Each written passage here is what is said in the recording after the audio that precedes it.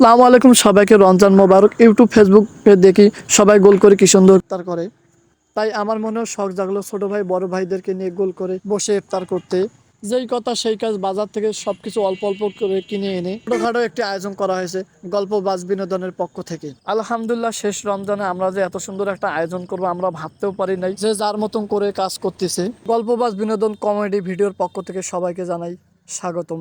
যে যেখান থেকে ভিডিওটি দেখতেছেন বেশি বেশি করে শেয়ার করে দিবেন। জানি না আল্লাহ পাক কার মাধ্যমে আমাদের কবুল করে নেবেন।